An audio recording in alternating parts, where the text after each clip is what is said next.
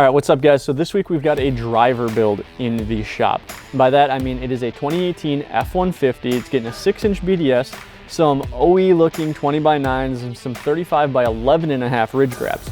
Basically, dude just wants his truck to be a little bit bigger than what it is and not stand out. So Brent's gonna get started and we're gonna see what it looks like.